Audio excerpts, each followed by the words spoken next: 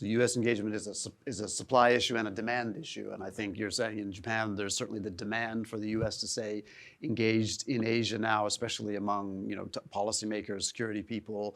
The supply side question is a little bit tricky. You have people in place who want to do it, a public that's not necessarily united behind that goal. What do you think about that? Yeah, U.S. is a global power with global interests. So in a sense, you can never have enough resources and attention to deal with all the issues. So I think what is important is prioritization. And there, I think, if you look at the past history, starting from the end of the Second World War, actually, U.S. has had to deal with the three theaters, right? Europe, Middle East, and East Asia. I guess my sense is that until the early 2000s, the primary theater of interest for the United States was Europe. And as many of us know, beginning with probably the Obama administration, there was this rising awareness in Washington that the center of economic growth has now shifted to East Asia, or now we call it Indo-Pacific region. And as a result, I think there has been a more strong commitment, and especially the fact that China's rise is creating a lot of challenges, reinforces that kind of prioritization notion.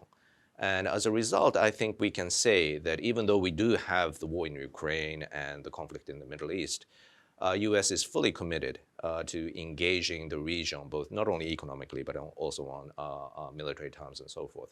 So there, I think the U.S. commitment is strong. But on the other hand, as Teraoka-san mentioned, a little worry or concern on our side is the strength of U.S. commitment to engage the outside world itself. And so there are voices that call for devoting more resources, national resources, for domestic purposes rather than external foreign policy purposes. So that is sort of a gradually rising concern, to be honest, in Japan, I would say.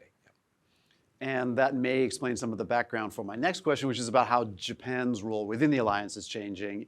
Dr. Teraoka, you mentioned allies doing more. Japan certainly has taken up that call within the last about 2 years. It's been a major shift in Japanese defense policy, increase in spending, an increase in the capabilities that Japan is looking to acquire. Can you tell us a little bit about that, the background, and how you say it's going?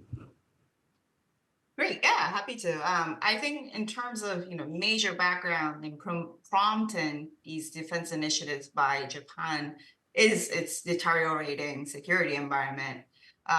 There's looming threat of contingency around Taiwan. Korean threat remains strong and persistent with a growing nuclear arsenal by North Korea.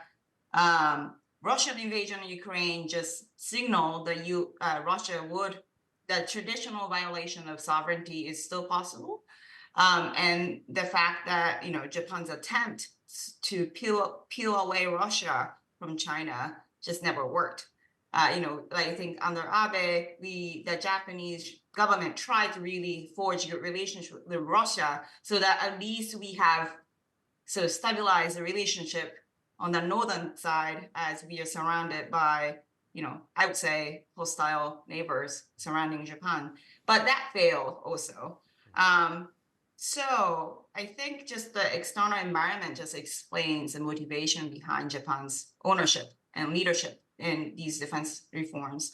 I think the fact that U.S. is busy and have relatively limited supplies for being committed, that they can use for foreign policy just means that they are allowing allies to take more leadership roles, and they welcome these roles by allies. So I think that Japan's sort of filling in that vacuum. And then thirdly, I think what's most important is Japan over the last 75 years have focused its diplomatic capitals in reconciling with its own war legacy with its neighbors. And I think over that time, I think Japan has succeeded in some aspects and failed in some aspects and still working on it. But the fact that countries like Australia has agreed to engage on defense cooperation with Japan opens up sort of more venues of defense cooperation for Japan to engage other than the United States. So now Japan has multiple partners that would be willing to work with Japan on defense issues. either Australia, UK, France, India, all these countries, they're willing to work with Japan now. So I think that true reconciliation of history legacy, I think, is sort of one underlining feature of this development also. I want to talk about other countries in a second because I think that's an important, part of how the alliance and its environment is shifting. But just want to follow up and ask. A few years ago, I think if a Japanese government had announced effectively a doubling of defense spending and the acquiring of new capabilities, potential for a strike capability, the outcry would have been both domestic. But also, foreign, and it would have been all about remilitarization, that kind of thing. You don't hear that much about that this time, and that speaks to that changing environment you're talking about. Instead, when I hear people talking about the challenges to can they really do this, it almost feels more practical, right? Do they have the manpower? You can allocate the budget, but can you build the weapons? Do you have the defense industry capability? Is that the right reading of this? Are there practical challenges, or are there still more philosophical challenges to deal with? I'm going to ask you both. I would just add that I think that's a really important contrast from what has been in the past.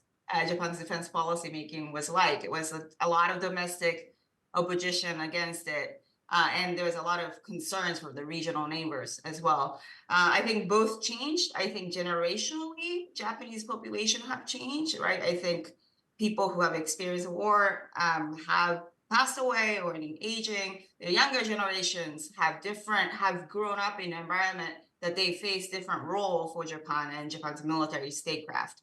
So I think that's fundamentally a factor. I do think that there is some sort of interesting question to be asked about why this defense reform was so smooth under Kishida government, but not under Abe government, when Abe government was trying to, reinterpret its constitution to allow for the limited exercise of right to collective self-defense. I do think that Kishida had easier time sort of proceeding with these changes that Abe envisioned in the past. I have a paper actually coming up soon about explaining perhaps that Kishida's sort of dovish image was very helpful in putting through these defense reforms. And I do think that might be true. I think there are various factors, of course, explaining that could be explaining these factors. But I think domestic environment, international environment changed, and there's less reactions or opposition against Japan taking up more role on defense issues. Yeah, the salesman matters as much as the sales environment, and particularly if someone has a perceived agenda or not. What do you think? Challenges? Are we done with the philosophy and now it's practical, or there's still more to do? Yeah, I think it's more practical. Back in 2017, I was part of this team that rolled out this policy recommendation for a GDP 1.2% increase in the defense budget. Defense budget. And many people said, no way. And that was the kind of reaction we got. But I think two ingredients behind this new national security activism. One would be obviously the Chinese military buildup. And the second one, obviously, the Russian invasion of Ukraine. And I think this Russian invasion of Ukraine had a major impact on the Japanese domestic public opinion, in the sense that, a major power that is seated in the National UN Security Council can actually engage in unprovoked aggression. And this came as a shock to the Japanese public, I think. We oftentimes think that, aggression will come as a result of some sort of provocative action. But this was not the case in the case of Ukraine, right? And as a result, I think people came to realize that what is necessary is deterrence. And I think as a result of that, there has been strong public support to increase the defense budget in order to prevent war rather than remain as a sort of a vulnerable state exposed to any sort of military aggression. The meaning of this, if I may, sort of develop this discussion into the context of the U.S. Japan alliance, is that traditionally Japan has had this defense strategy which is basically aiming to preserve the status quo through deterrence. And this defensive strategy is composed of two kinds of operations. One is defensive operations, and the other one is offensive operations. And the traditional division of labor between the United States and Japan was that Japan would assume the defensive operation and the U.S. forces would assume the offensive operations. We call this the American spear and the Japanese shield. The new strategy that was adopted in December 2022 essentially introduces two new kinds of capabilities which kind of stands out. And those are, one is counter-strike capabilities and the other one is active cyber defense. And this goes beyond sort of the traditional defensive operations and kind of goes into a sort of a limited offensive operations in the sense. I think that at the end of this, defense capability build-up on the part of Japan is for Japan to assume a larger role in its strategy to defend its own country, basically. So assuming more role in the offensive operation side. And as a result of that, U.S. forces will be freed up and they will be able to focus more on the defense of Taiwan.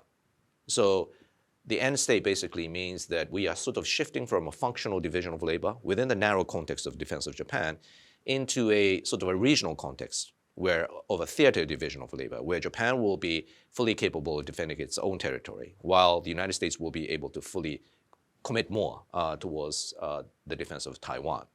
And so this is a sort of a new game changer. I mean, official explanation is that the division of labor between Japan and the United States will not change because they're not going to revise the Japan-U.S.